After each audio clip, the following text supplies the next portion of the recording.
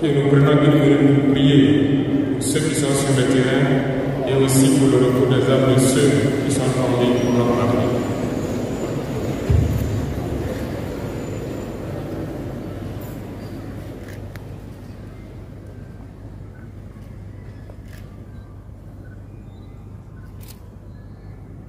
Je vous remercie.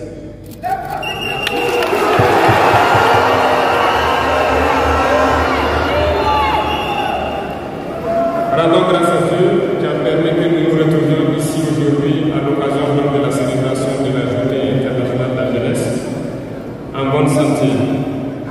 Je le dis très souvent parce que l'être humain oublie souvent Dieu lorsqu'il n'a pas de problème, lorsqu'il est dans le bonheur. Et quand viennent les soucis, c'est là qu'on se rappelle de Dieu. Rendez grâce tous les jours pour le souffle de vie et pour la santé.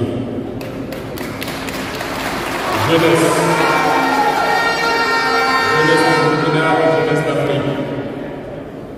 La jeunesse, cette phase de la vie où l'on a assez de force, assez d'énergie, comme le paraphraseur de Slavère qui vient de passer.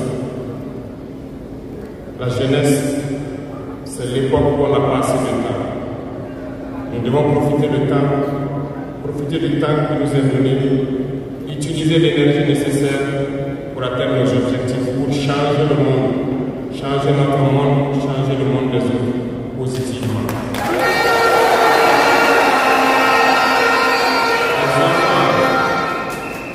Les enfants souhaitent grandir pour être jeunes. Les personnes âgées souhaitent redevenir jeunes. Tout le monde va être jeune. La jeunesse est une bénédiction. Alors profitez de la jeunesse pour faire œuvre utile. Voilà pourquoi quand je vois dans le thème choisi, les deux premiers mots nous interpellent. Intégration, sécurité.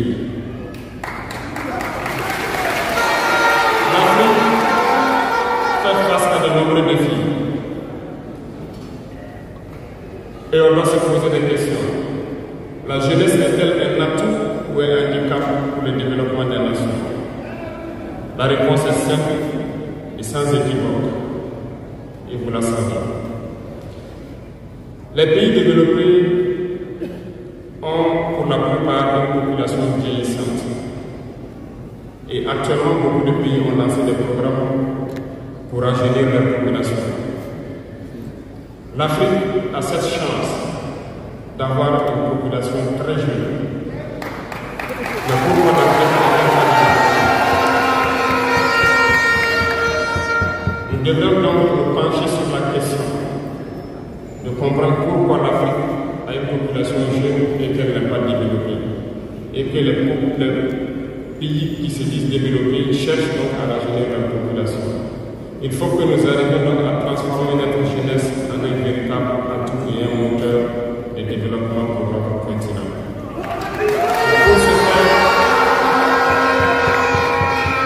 Pour ce faire, nous avons besoin d'intégration, nous avons besoin de sécurité, de développement, nous avons besoin de nous unir.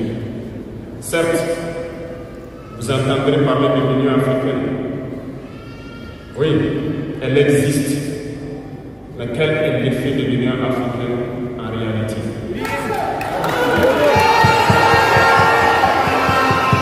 Nous ne pouvons pas parler d'intégration dans le thème et de ne pas parler de l'Union africaine. Parce que c'est cette organisation qui devrait nous unir, créer une intégration réelle. Mais nous sommes au regret de voir ces guerres qui persistent sur le continent africain, qui tuent des millions de jeunes, et que cette organisation, qui a la tête d'État pourvu d'armée, n'arrive pas à s'organiser pour soutenir certains pays. L'union n'est pas juste un mot. L'union, c'est un symbole. Et nous, jeunes, devrions apprendre la leçon de cette situation pour nous unir, pour faire de l'intégration une réalité. J'ai été désagréablement surpris lorsque l'Éthiopie qui abrite donc le siège de l'Union africaine, vivait un conflit.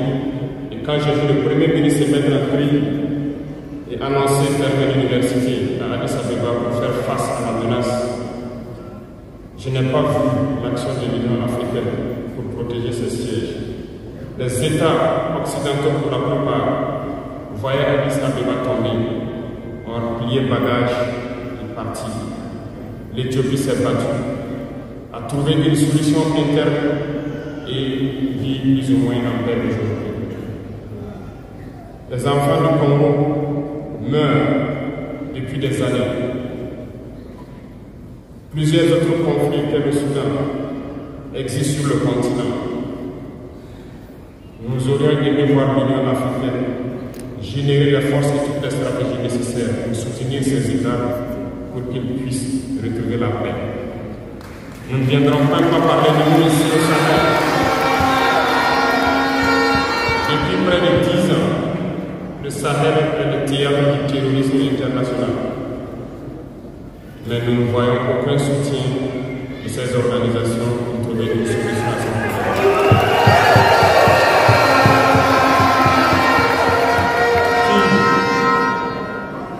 Pire, il y a quelques jours de cela, un pays étranger en Afrique a annoncé ouvertement avoir soutenu et participé à une attaque lâche, terroriste et barbare contre des forces de notre confédération à Tinzaouata.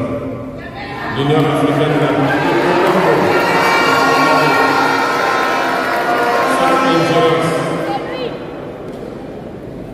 L'Union africaine n'a pris aucun mot pour condamner cette ingérence d'un État extérieur à l'Afrique dans les affaires internes de nos États. Et ce coup de gueule, je souhaiterais qu'ils l'entendent et qu'ils sortent donc de leur silence et poser des actes pour que la jeunesse puisse croire en l'Union africaine.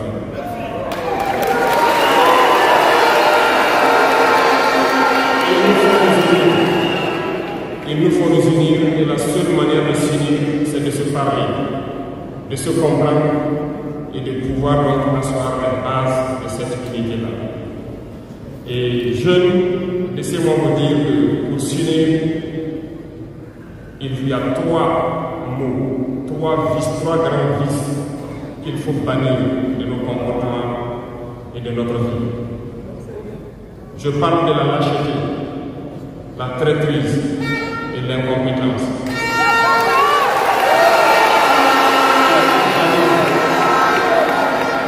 Il faut bannir ces 3 mots de notre mode de vie. Je m'en vais vous expliquer pourquoi.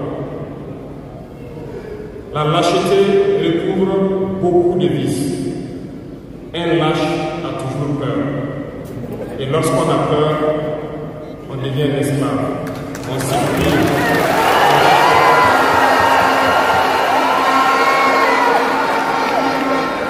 Nos ancêtres n'ont pas été lâches. Et si nous sommes lâches, nos enfants vont nous poser des questions. Imaginez qu'au Burkina, nous refusions de nous battre et nous acceptons de nous soumettre, de vivre l'esclavage. Demain, nos enfants grandiront, ils se poseront des questions. Nos parents ont-ils été des lâches pour nous laisser dans l'esclavage? Que nous soyons vivants ou morts.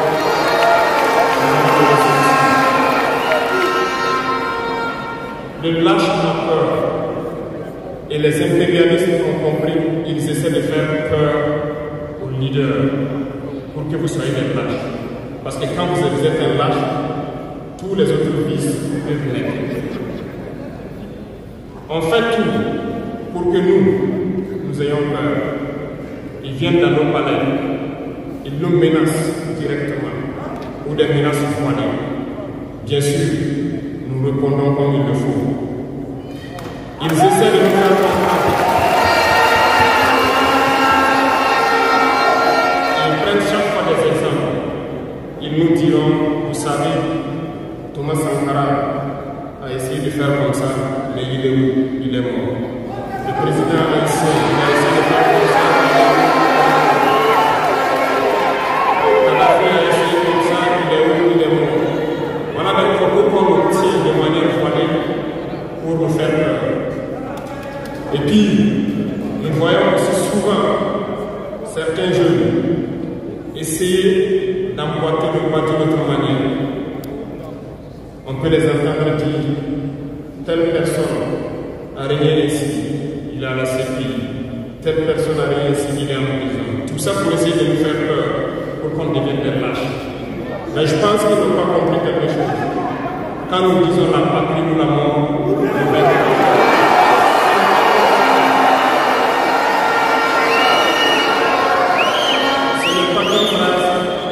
ça a tout son sens.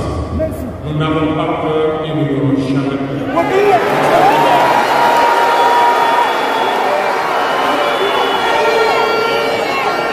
Ils ont fait peur sûrement à beaucoup de chefs d'État africains.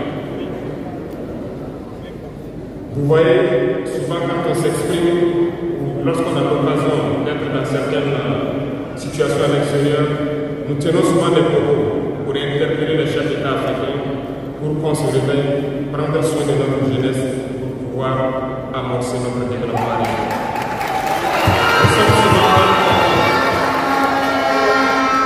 Certains ont riposté publiquement à nos propos parce qu'ils se sentent indexés. Mais je peux vous assurer, jeunesse, que lorsque nous nous retrouvons dans la pouvoir, ces mêmes chefs d'État nous disent vous êtes sur la bonne voie, c'est ce qu'il faut faire.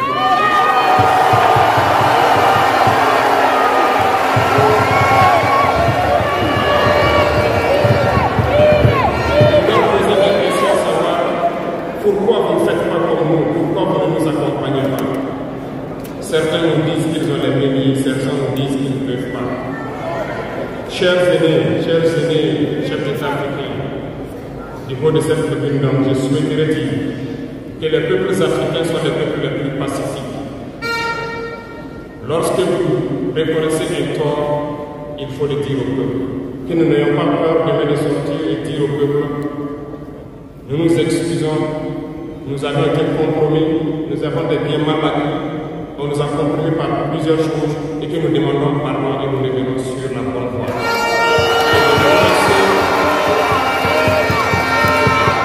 Et de commencer à travailler réellement pour l'indépendance de nos États et notre émancipation. Et je pense que c'est possible. Si nous restons dans cette posture de peur, nous serons lâches. Et l'histoire nous jugera. Nos enfants poseront des questions, nos petits-enfants poseront des questions. Nous sommes en train d'écrire l'histoire, il n'y a pas de place pour la lâcheté. Si nos ancêtres avaient été lâches, nous ne serions pas là. Souvenez-vous, je vous prends un exemple des peuples Bamileke et Bassa, je veux parler des Camerounais. L'Union des populations du Cameroun, qui depuis les années 50 a commencé une lutte implacable contre les colons. Ils ont été massacrés. Les armées coloniales françaises en son temps ont déversé des patins d'infanterie, des chars, des hélicoptères, ont anéanti des villages entiers. Les tortures les plus inhumaines ont eu lieu dans cette période. Vous pourrez faire des recherches sur ce qu'ils appelaient la balançoire ou le bac à ciment. Les centaines de milliers ont été décimés ici en Afrique parce qu'ils ont osé demander aux colons de quitter leur terre. Ça a abouti à une guerre civile qui a duré plusieurs années.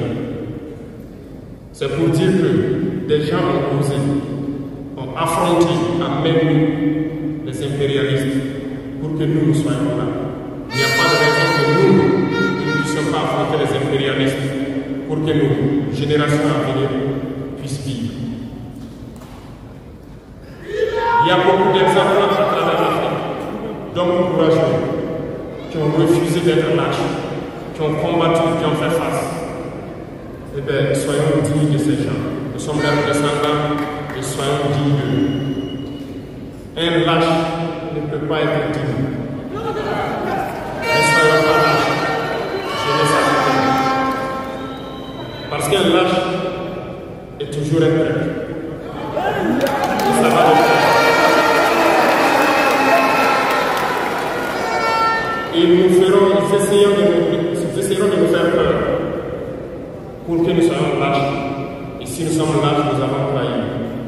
Il faut bannir la traîtrise de nos habitudes. Des Africains ont été traités pour que la traite négrière réussisse en Afrique. C'est parce que les Africains ont été traités que la colonisation a pu tenir en Afrique. Interrogeons l'histoire, nous le verrons. Lumumba, Patrice Lumumba a été trahi parce qu'il a osé tenir tête. Et ces mêmes télévisions belges sont venues au Congo pour quelques pieds tendus à des individus au Congo pour une interview pour contenter leur population. Et vous avez pu suivre ça. Lumumba nous dérangeait. Il est mort, on est content. C'est de la traîtrise. Beaucoup d'autres héros sont tombés pour que nous soyons là aujourd'hui. Et c'est une technique de l'impérialisme, de faire peur aux autres en menant des actions pour réellement créer la terreur. Ça n'a pas commencé aujourd'hui. Je vous prendrai l'exemple d'un guerrier qui s'est battu, Victor Diakabona.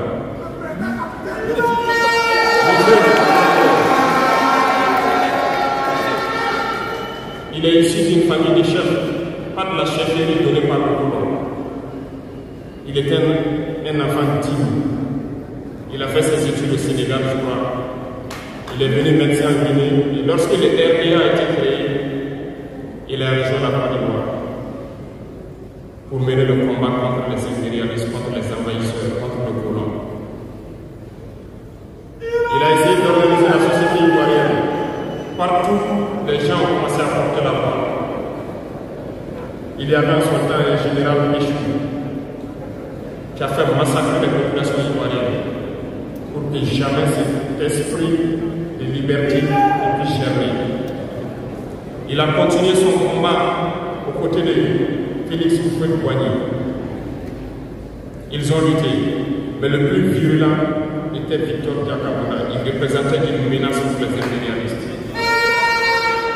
Qu'ont-ils fait? En plus de massacrer les populations qui manifestaient, un soir, ils l'ont tué de manière atroce à côté de Boafi. Quelques heures après, lorsque les populations de Timbuktu ont entendu l'assassinat, ils ont marché, ils ont manifesté, ils ont été massacrés par l'armée coloniale. L'histoire est étudiée, les faits sont là. Après sa mort, qui a fait peur à Félix Houphouët-Boigny, ils l'ont appelé et ils l'ont dit: si vous continuez la lutte, vous connaîtrez le même sort. Il a eu peur et il s'est rallié à l'impérialisme. Il a été nommé ministre en France et plus tard il est venu prendre les rênes de la Côte d'Ivoire. Et ils l'ont utilisé pour éliminer beaucoup d'autres personnes qui osaient venir le voir. Je pense que comment ça va.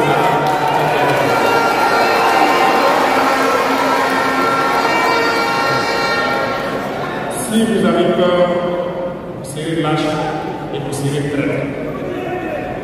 N'ayez jamais peur.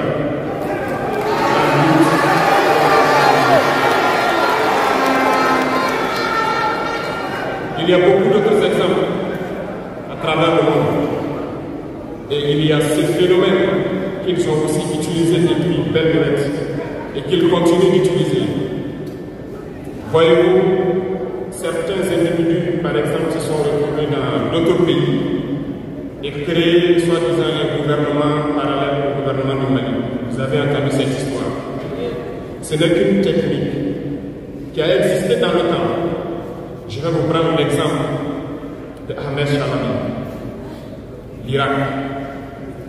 Ce professeur de mathématiques qui a même été dans le gouvernement irakien a été récupéré par les impérialistes et il a formé ce semblant de gouvernement parallèle à l'Irak, aux États-Unis. Et on l'a utilisé pour être dans le mouton de sacrifice. Parce que c'est à lui qu'on a dit de prononcer publiquement que Saddam Hussein développait des armes de destruction massive. Et il l'a fait. Ils l'ont utilisé. Et cette alibi a été utilisé pour tuer des millions d'enfants en Irak et Et vous savez quel a été le sort de Chalabi? Un soir, après une interview, dans l'interview, il disait même qu'il sait que la CIA est sur son dos. Quelques heures après, il a été retrouvé mort dans son lit, mort de crise cardiaque. Si vous trahissez, vous aurez des fins macabres. C'est ainsi. L'impérialisme n'a pas d'amis. L'impérialisme vous utilise et quand il finit de vous utiliser, il fait de vous ce qu'il veut. Suivez mon regard, vous comprenez de quoi je parle.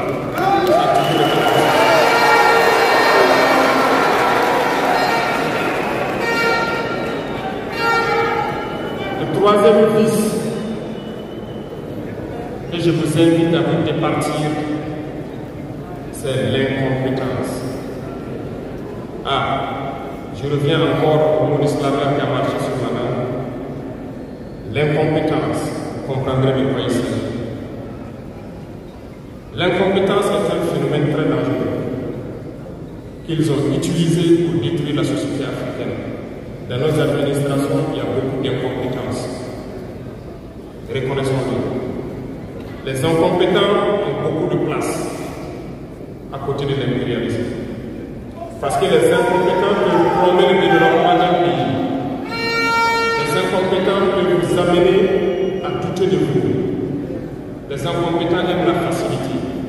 Les incompétents aiment tout pour eux seuls. Les incompétents n'aiment pas ceux qui sont compétents. Ils n'aiment pas ceux qui ignorent, ceux qui cherchent.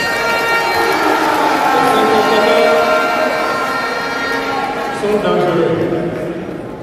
Lorsque vous êtes éclairé, l'incompétent ne vous aime pas. Lorsque vous voulez ignorer, l'incompétent ne vous aime pas. L'incompétent sait reconnaître celui qui est compétent et il va le combattre jusqu'à son dernier souffle. Parce qu'il a peur de celui qui est compétent. Cherchez la connaissance. Cherchez la connaissance et travaillez dur pour être compétent. Bannissez l'incompétence. Parce que, à travers les distractions qu'on veut nous faire adopter, on devient incompétent. Je vous prends un exemple. Les réseaux sociaux sont les lieux de publication des informations aujourd'hui. Les gens s'informent à travers Internet et d'autres choses. Un jeune qui publie sur les réseaux sociaux un article sur sa ferme, un projet agricole ou un projet scientifique. Je suis jeune, je connais les termes. Il n'aura pas peut-être 1000 vues. Mais un jeune qui publie sur des futilités, ce que moi j'appelle le n'importe quoi, il a des millions de vues.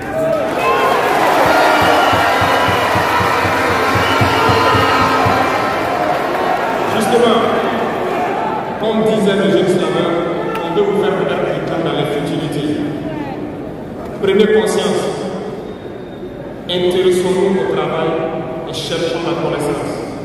Cherchons la compétence. Se distraire, c'est bien, mais on doit travailler d'abord.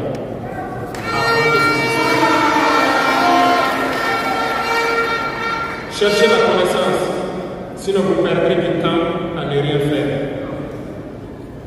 Et la jeunesse, c'est l'époque, c'est la période où il faut exploiter son temps à bon escient. Les impérialistes le savent. Voilà pourquoi ils vont multiplier tout ce qui est événement de distraction. Ils vont multiplier tout ce qui est événement qui peut vous détourner du travail pour que vous soyez des incompétents. Et en ce moment, quand vous êtes endormis, on choisit les incompétents pour diriger tout ce qui est structure importante. Et vous n'avez le choix que de vous plier. Ne soyons pas incompétents, cherchons la connaissance. Les incompétents se cachent souvent derrière les mots. Ils emploient les termes de démocratie, de liberté, sans se rendre compte de quoi il s'agit. Camarades, la démocratie est un état d'esprit, autant que la jeunesse est un état d'esprit. C'est soi-disant démocratique. Mais regardez le monde. Comment est-ce qu'on peut vouloir imposer la démocratie en tuant des millions de personnes? C'est de la dictature, ça, ce n'est pas de la démocratie. Ça ne s'impose pas. Ceux-là qui se disent démocrates, mais regardez, nous avons vu des scènes où on a empêché des gens de rentrer dans des assemblées. On a vu des scènes où des forces ont débarqué dans des assemblées pour obliger les députés à prendre des textes. On a vu des scènes plus terribles que ça, où les gens tuent leurs manifestants. Mais ils s'appellent démocrates et nous, on nous appelle donc des putschistes.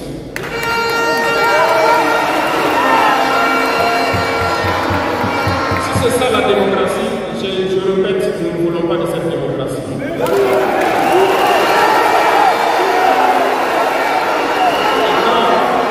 Vous voyez souvent les incompétents. Ils ne cherchent pas à savoir quelle est la signification du mot démocratie en réalité.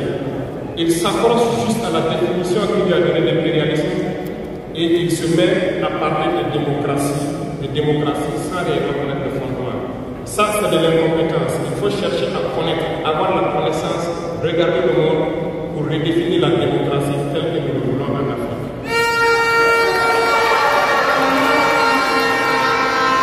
Les incompétents se cachent derrière la liberté. Retenez une chose, il n'y a pas de liberté individuelle qui existe. C'est un fait. Vous pensez vraiment que chacun est libre? La liberté est collective. Tant que nous vivons dans une société avec des règles, la liberté est collective. Parce que si vous ne respectez pas la règle, vous ne pouvez pas vivre dans la société.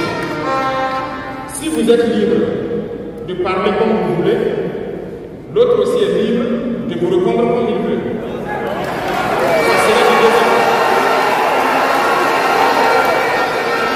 Si vous êtes libre de rouler dans la rue et de passer le feu rouge comme vous voulez, l'autre est libre de passer aussi et de vous cogner.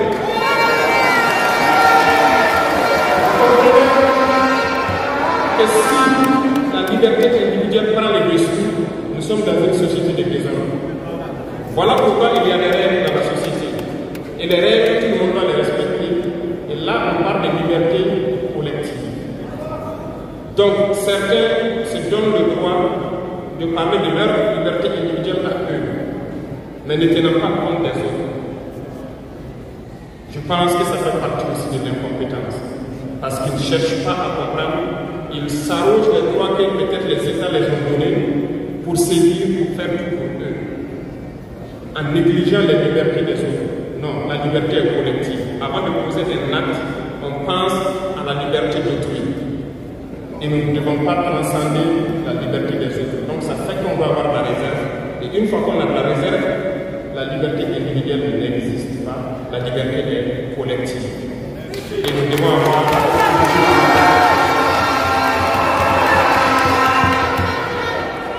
Cherchons donc la connaissance, lisons, interrogeons l'histoire. Ne lisez pas l'histoire que eux ils ont écrite en leur faveur. Cherchez la connaissance à travers plusieurs sources et vous comprendrez dans l'histoire qui s'est battu pour l'Afrique, comment nous devons nous battre pour continuer cette lutte de nos dévanciers. Et je ne terminerai pas le propos sans faire un coup de gueule encore pour voler de la communication. Parce que comme je le dis, c'est l'arme fatale de l'impérialisme. Et vous, jeunes, vous devez tout faire pour savoir distinguer le vrai du faux. Nous continuerons à démonter les mensonges des médias impérialistes qui essaient de toujours créer des soucis en Afrique. Parce que ces médias, par leur bouche, ils peuvent vous rendre roi demain. Par leur bouche, ils peuvent vous faire quitter de votre position de roi et vous rendre un diable esclave demain. Faites attention.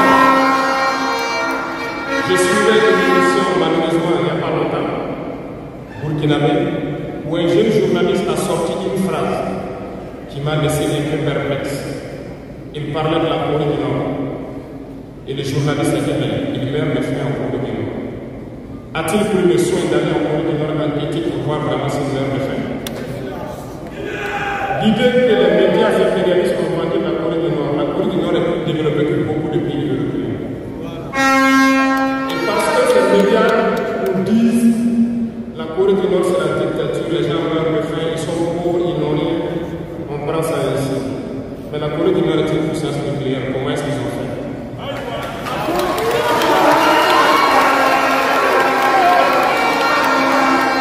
Faisons attention à la communication. Il ne faut pas suivre de manière aveugle ces médias menteurs qui ne cherchent qu'à diviser l'Afrique. C'est logique, ils se battent pour les intérêts de leur peuple. Et l'intérêt de leur peuple, c'est que l'Afrique soit divisée. Alors, jeunesse du Burkina, jeunesse d'Afrique, il faut qu'on s'unisse.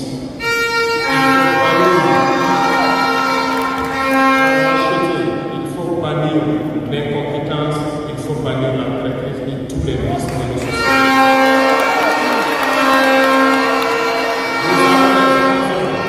De nous parler, on rend grâce à Dieu de ces occasions que nous avons chaque fois de nous parler, de nous conscientiser. Et je vous invite à répartir encore mieux, à se mettre au travail pour que l'Afrique que nous voulons, autosuffisante alimentairement, soit une réalité.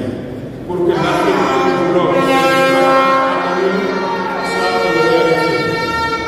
je reviens sur votre thème. Il n'y a pas de paix et de sécurité sans développement. Les deux vont de pair. S'il n'y a pas de développement, il n'y a pas de sécurité. Parce que s'il n'y a pas de développement, la jeunesse va forcément se retrouver dans les vices. Il n'y aura pas de sécurité. S'il n'y a pas de sécurité aussi, il n'y a pas de développement. Donc les deux doivent aller de pair. Intégrons cela dans nos combats pour que nous puissions nous battre et nous développons. Allons-y dans la production, produisons suffisamment, transformons sur place nos matières premières pour que ce soit bénéfique pour nos populations.